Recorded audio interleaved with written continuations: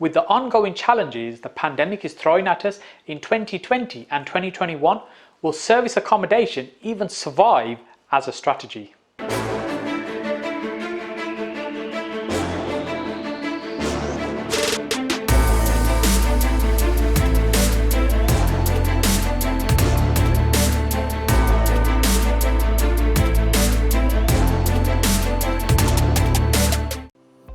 If you're here for the first time, my name is Saj Hussain, and I've been in business nearly 30 years now, and about 15 of those years in property. And on this channel, I share with you my knowledge and experience to ultimately help you get further faster in your property investing journey. If you haven't already, make sure you hit that subscribe button because we now have 3 videos a week just for you. Today, we're in one of our service accommodation apartments in the city centre in Birmingham. This is the first time. I haven't shared this apartment before, and this service accommodation business is run with my business partner Idas.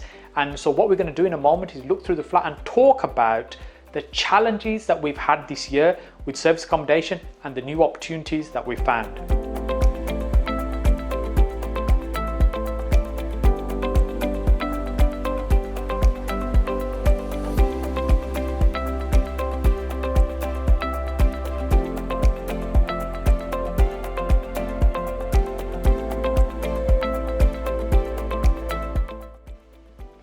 Idas, this is such a lovely apartment. I was just thinking the last time I was here, we were still getting it ready, we were kitting it out, nobody had moved in just yet. And looking at it now, I could see myself living here. It's a fantastic location, such great views out here as well. Yes, well, it's very central. It's a 2-bedroom apartment. We've done quite a bit of work to it actually. So once we took it on from the landlord and spent a bit of money getting it set up, it's a lovely central apartment overseeing the kind of the city center. The cube has private parking as well, 2 bedrooms, 2 bathrooms, lovely lounge and kitchen. So we've had it on for about a year actually now, and it's been working really well up until recently when we had all the challenges come through and we had to pivot. Yeah, absolutely. So, this year has been quite a challenge for everybody really. And when you're in a strategy like this, if you have a weak model, those are people that have really suffered with this particular strategy. And we're not saying our strategy has been perfect. We've had some challenging time, but we found some opportunities with that as well. So as you mentioned earlier, we're paying the landlord. So just as a clarification, we don't actually own this property. So we have actually taken on a long lease, and we can go into numbers to the end of the video if you watch to the end. Yeah, definitely. Make sure you watch all the way to the end where we'll drill down into the numbers. Yes, but we've taken control over the apartment with the consent of the landlord, and we're running it as short-term lets at the moment. So for people who are coming to visit Birmingham or they're working in the area, so we're providing a lovely accommodation for them throughout their time here. Yeah, and I guess most people will be familiar with this strategy, service accommodation, but if you're not, it's really about providing accommodation for very short periods. I guess our main competition is the hotels. Exactly. And when we think about a business like this, really we are running a kind of hotel business. We were just calculating earlier on, and we could probably sleep nearly 100 people in one night. So that's, if you think about typical hotels just across the city centre here, most of them are about 200 rooms. So that's quite an operation that's set up and primarily managed and run by yourself. Yeah, so we've got a great team we've built now around that. As you said, there's quite a few things to take into account. We have people coming in, coming out. Obviously, you've got all the cleaners, the linen, the operation side of things. But it taken some time to kind of fine-tune and fine-tweak, and we're still definitely not perfect, but we're kind of improving every time and every week of every month, I suppose. But yeah, we can sleep up nearly up to 100 people per night across all of our units that we have in the Birmingham in the surrounding areas. So it is quite a sizable operation to run, but it's been quite exciting and challenging at the same time given the current events. Yes, so let's look around the apartment, show the apartment a little bit more, and then we'll talk about what are the challenges that we've had this year, because heck, it's not been easy.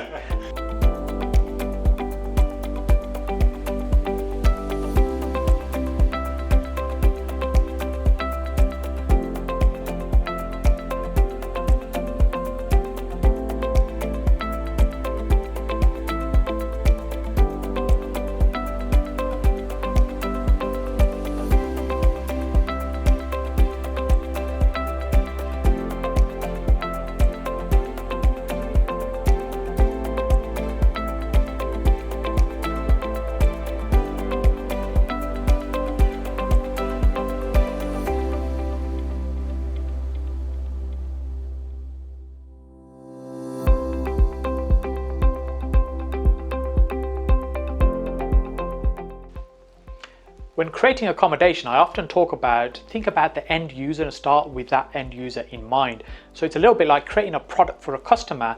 Who is going to be the customer of the product you're creating? And accommodation like this is a product. So when we've created this, we've created for a certain type of customer. That's very true. So we wanted to create a luxury feel for this apartment, so it attract higher end clients for us. There's obviously a lot of other apartments in the area, so we wanted to stand out a little bit.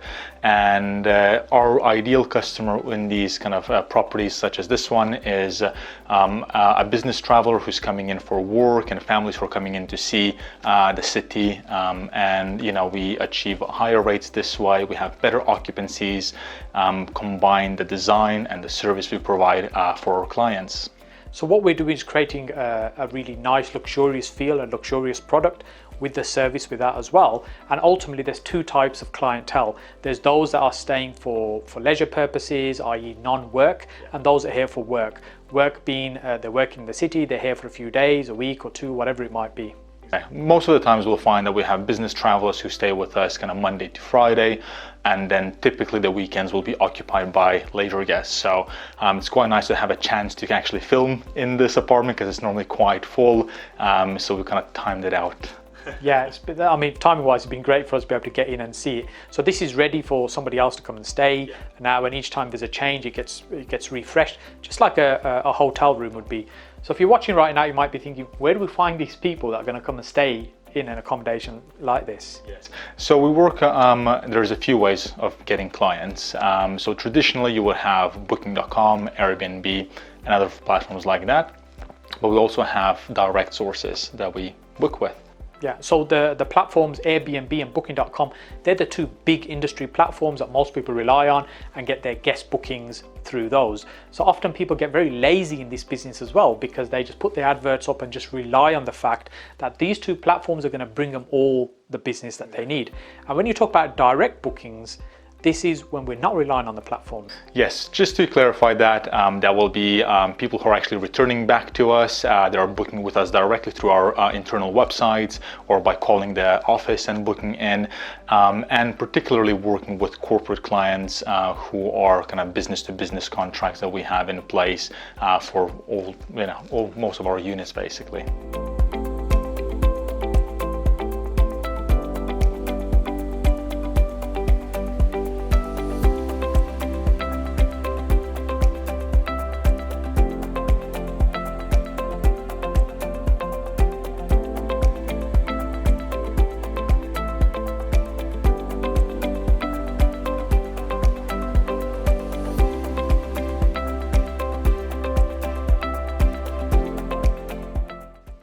I have another video where we talk about service accommodation in a lot more detail.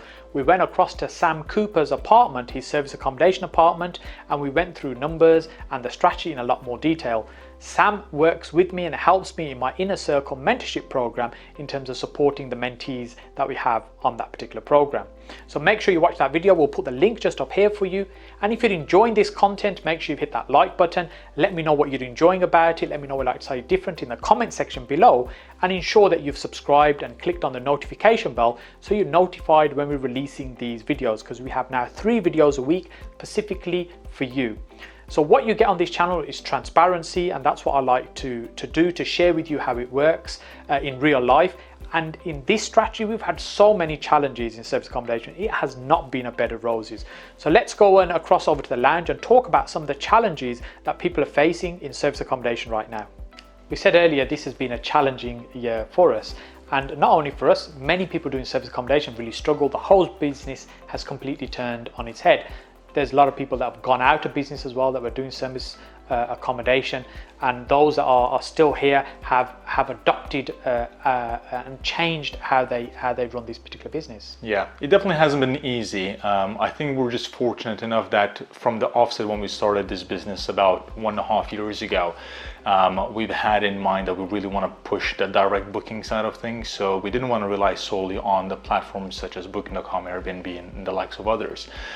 So when we started, we kind of geared up to around 20% of direct bookings coming our way, which was very helpful. And fortunately, we had that line of kind of income, if you want to say, when the pandemic hit.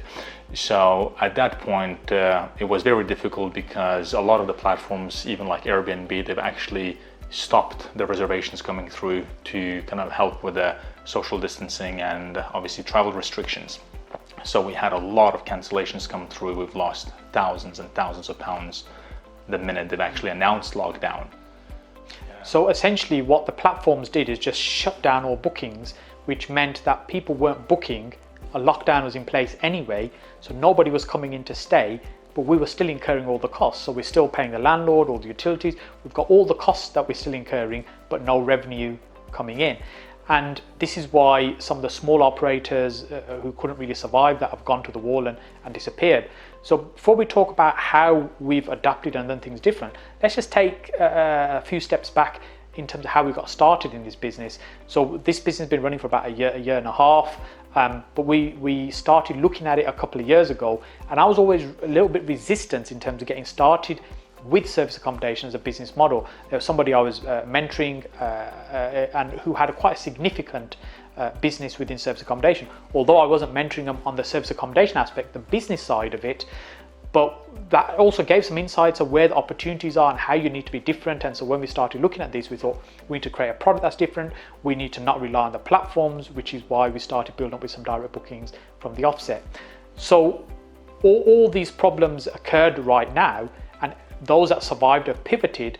What things were we exploring and talking about with regards to pivot? Yeah, so I think the crucial element was really finding your direct booking side of things, because once, as you mentioned, obviously we have all the overhead still, and we didn't want to let go of any of the properties because we worked quite hard to get them set up.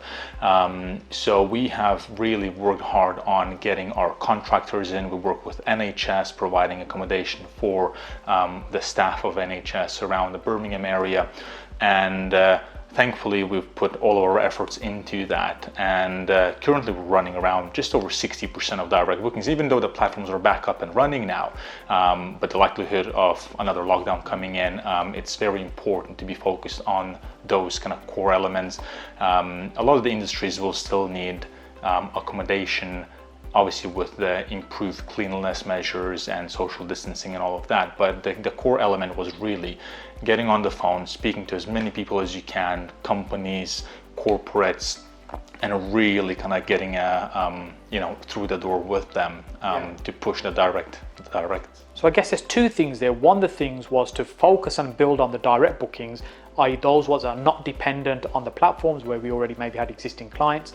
And the second thing was looking at where is there a new market, and the new market was NHS staff, those that needed to isolate in apartments like this.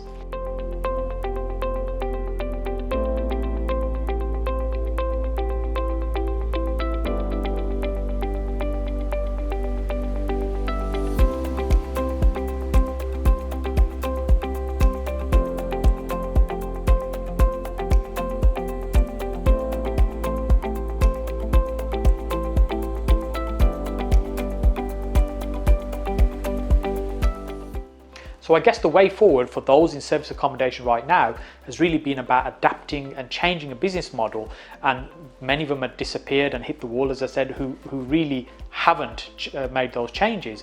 And service accommodation is now going to be completely different going forward to what it was, say, in 2019, which is what we've experienced, and we've had to change our business model. So absolutely there is a future for service accommodation, but it's just not the same as it was previously. We talked about we're going to go into the numbers, but maybe we should just pop the kettle on before we do that. An apartment like this in the city centre will typically generate about £100 per night. So in a typical month, that's about £3,000. However, you're not going to get a full occupancy. What that means is you're not going to have every single night occupied. And typically we do about 80%. So that's about £2,400 a month that we'd bring in this apartment. However, as we mentioned earlier on, we don't actually own this apartment. We pay the landlord a rent for the property. Typically you'd find that apartments like this will be in a region of around £1,000 per calendar month. However, we pay a little bit less. And taking away all of our bills, utilities, we've got staff that we have to pay, overheads, we're kind of left within a region of around £1,000 per month as in net profit. Yeah. So that includes things like the cleaning, linen changeovers, all that cost is taken out. The only other cost we've got, as you said, we've got staffing costs, office costs, software things like that as well. So that tends to be a nice magic number for us, because it means it's worth all the effort that we need to put in a property like this. So during this recent period, there's been, as you said, lots of challenges, but we've been able to help some other people that have been local operators as well. Yes, so the company we run is Serviced City Apartments, so servicedcityapartments.co.uk. Because we have built such a good stream of direct business, we actually had a decent amount of bookings coming through all the time, and we have been in a fortunate position to actually help some of the other operators out. So we have in fact taken over some of the other apartments during the pandemic in a way of helping them fill them. So if there's anything we can help you with, just reach out to us from our website, and we'll happily have a chat. Yeah, so we've gone from thinking, oh my God, we've got no guests whatsoever, to focus on building up the direct bookings to a point where we've actually got more bookings and accommodation, and then been able to help others. So if you've got property in Birmingham, you're thinking about service accommodation, reach out to us, send us a message, and let's see how we can help you with that. Hopefully you're enjoying this video. If you have, please ensure you hit that like button. Maybe share this with one person you think would benefit from watching this video too. And remember, we've got 3 videos a week coming out, so ensure you hit that subscribe button and enable the notification bell so you're notified when the videos are out. And hopefully we'll see you again on the next video.